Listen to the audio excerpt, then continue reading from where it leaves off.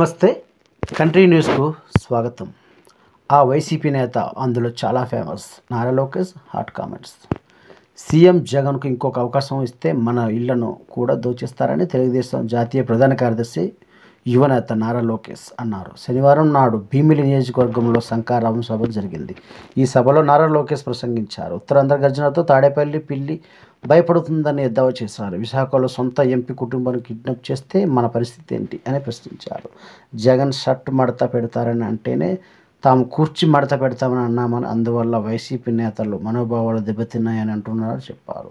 విశాఖ ఎంపీగా పక్కా జిల్లా నుంచి వచ్చి ఒకరిని తీసుకొచ్చారని చెప్పారు. జగన్ పార్టీలో బీసీలకు న్యాయం జరిగినటం లేదని, దళితులు అంటే గౌరవమే లేదని ఆ పార్టీ నేతలతో చెప్తున్నారని అన్నారు.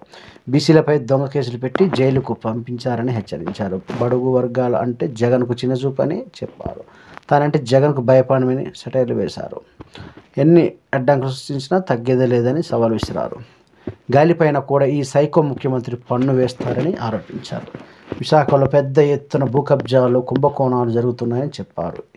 ఈ ప్రభుత్వం జీవీఎంసీసీ అవినీతిమయం చేసిందన్నారు. 500 కోట్లతో జగన్ కట్టిన ప్యాలెస్ను టీడీపీ అధికారంలోకి రాగానే ప్రజలకు అంకితం చేస్తామన్నారు.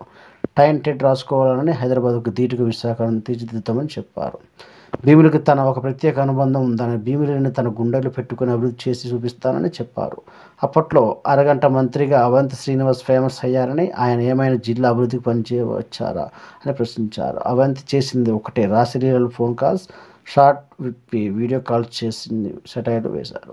భీములలో ఇప్పటి వరకు 2,500 కోట్ల రూపాయల భూములను దోచేశారని మండిపడ్డారు. టీడీపీ జనసేన కూటమి మధ్య చిచ్చు పెడుతున్నారని ధ్వజమెత్తారు.